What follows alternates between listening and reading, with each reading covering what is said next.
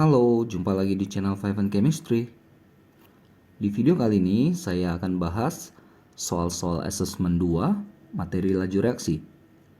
Tapi soal-soalnya dalam bentuk esai, karena dalam bentuk pilihan bergandanya sudah saya upload di video sebelumnya ya.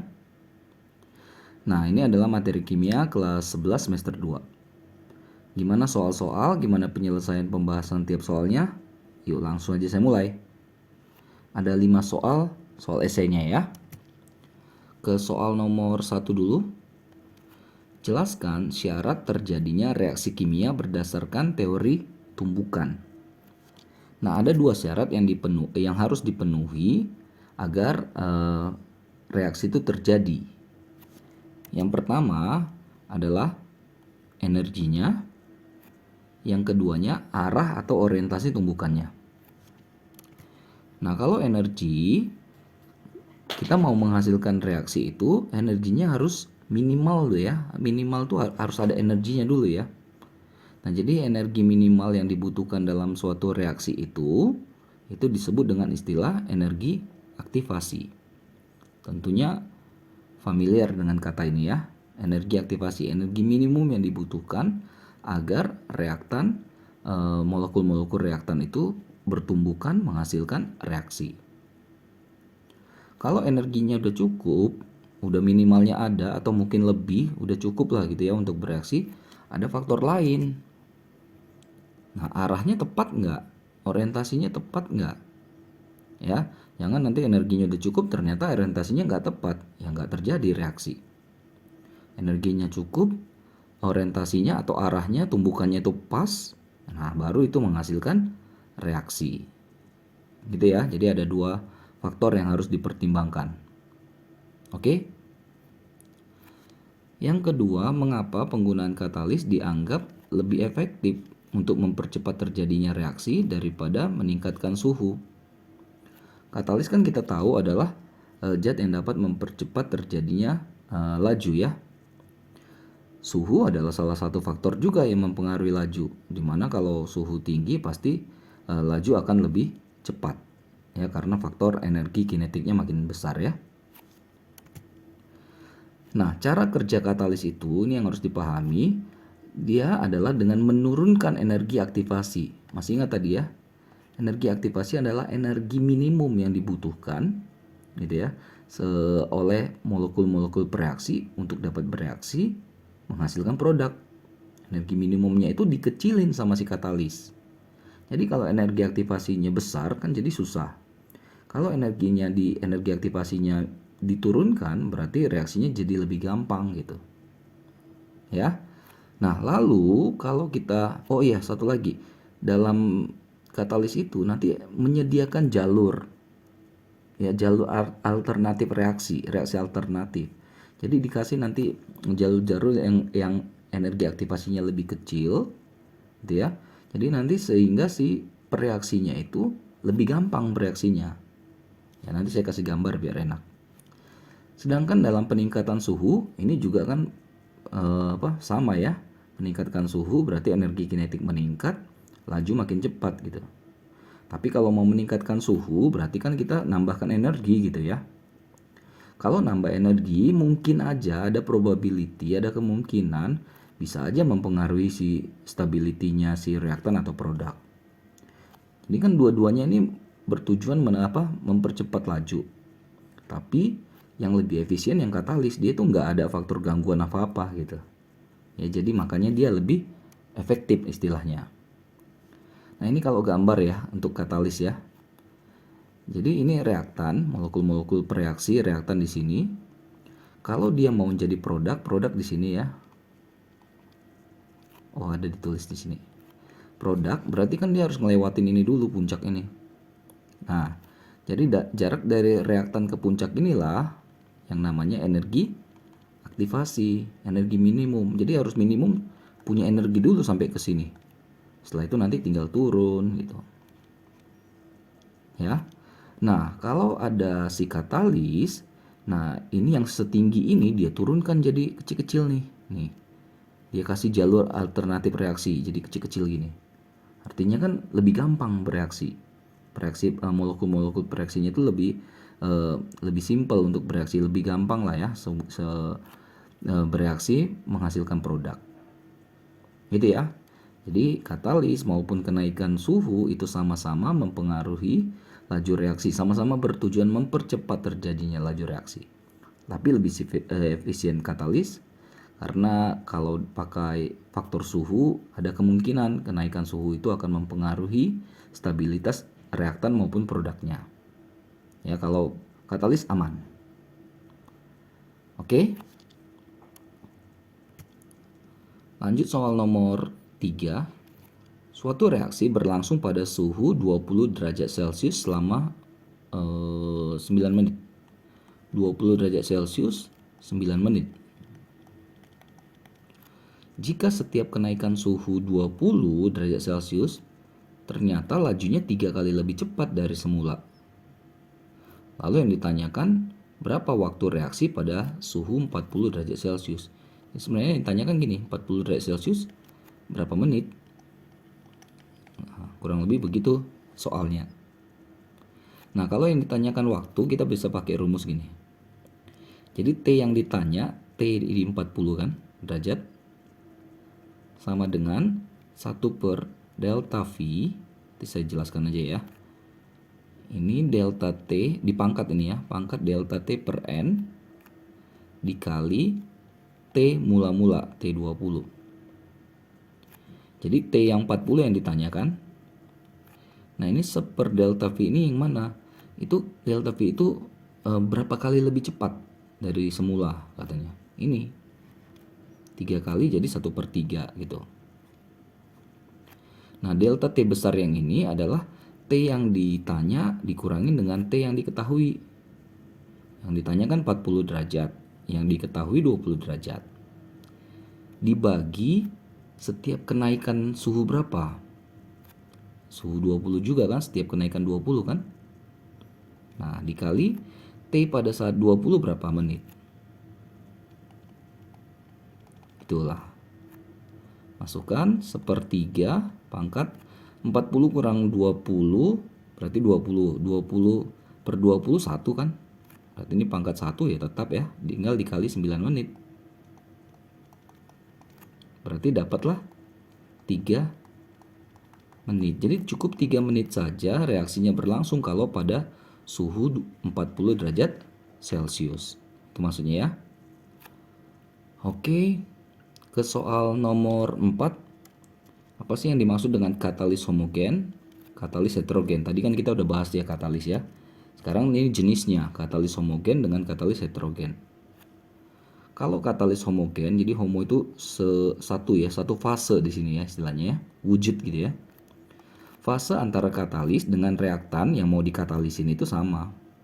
Misal, kalau mau menguraikan atau dekomposisi dari hidrogen peroksida H2O2 menjadi H2O tambah setengah O2 ya, itu dipakailah biasanya FeCl3 atau juga ada yang pakai CoCl3 ya. Nah, FeCl3 ini kan aqueous nih, larutan. Nah, lihat reaktannya ini larutan juga aqueous. Jadi ini sejenis namanya gitu. Paham ya? Bisa juga kalau reaksi esterifikasi memang nggak familiar ya, ini kelas 12. Ini ada alkohol dengan asam karboksilat menghasilkan ester tambah air. Nah, itu pakai larutan H2SO4. Ini kan larutan semua gitu.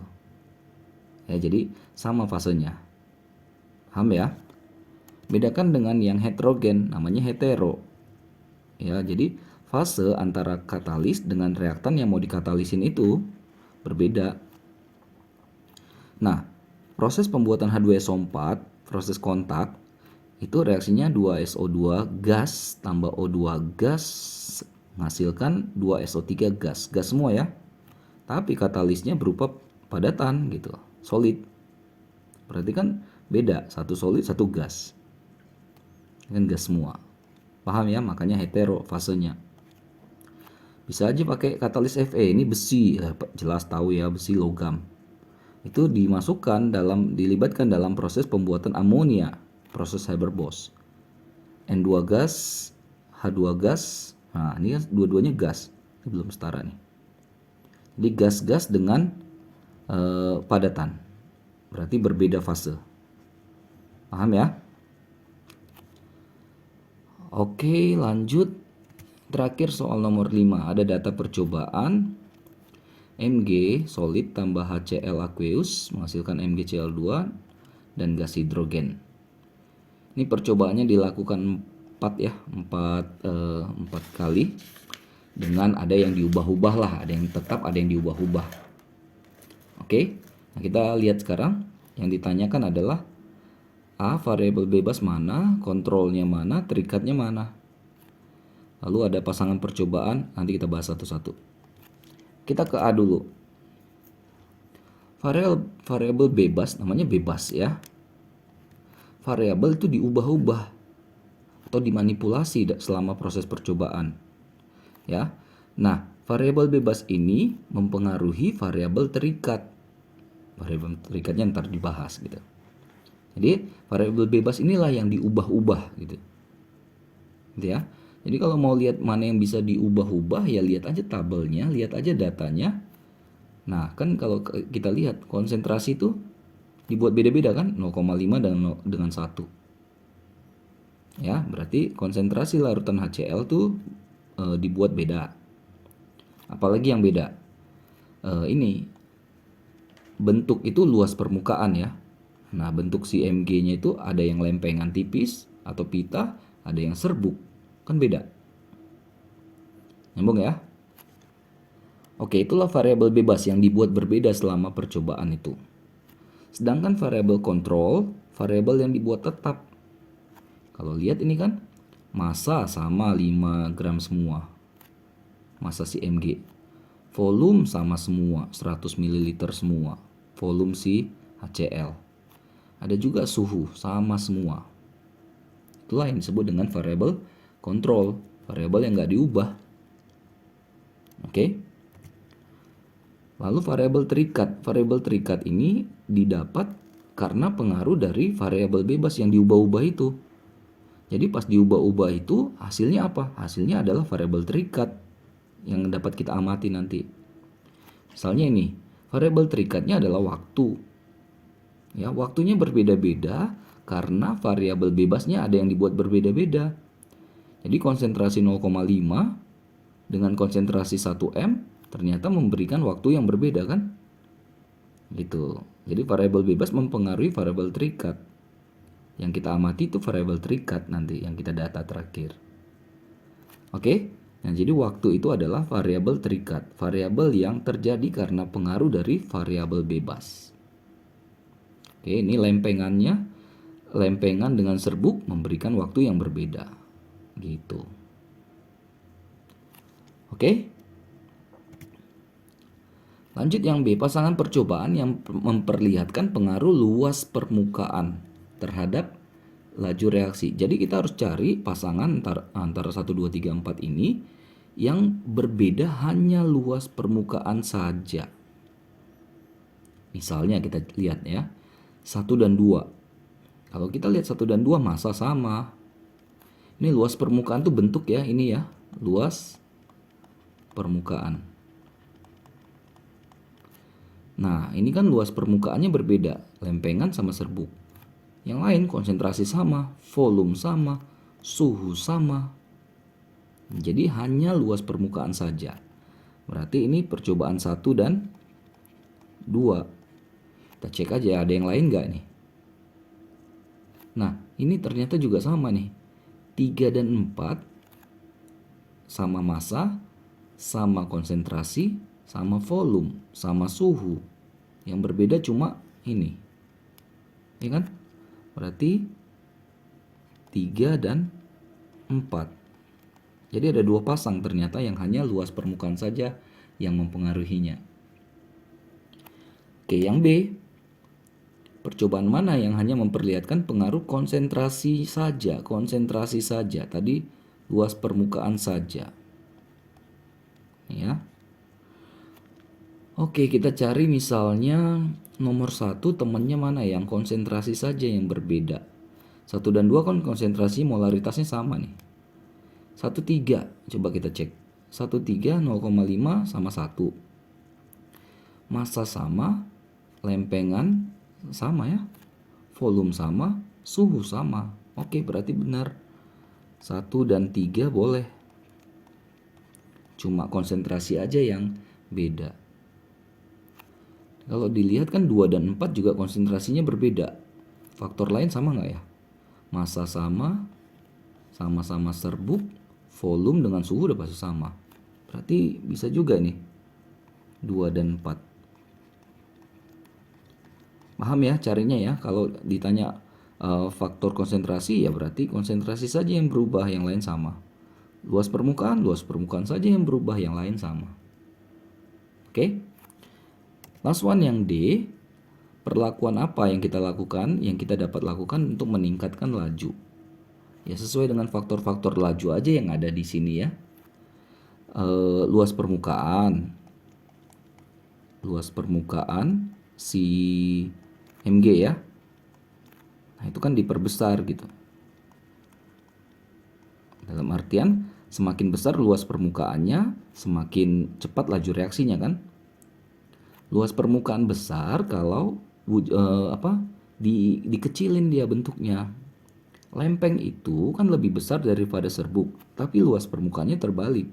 Luas permukaan serbuk yang lebih besar daripada luas permukaan lempeng. Jangan salah ya. Hati-hati terbalik di situ. Apalagi ini yang kita bisa lihat. Nah, konsentrasi jelas.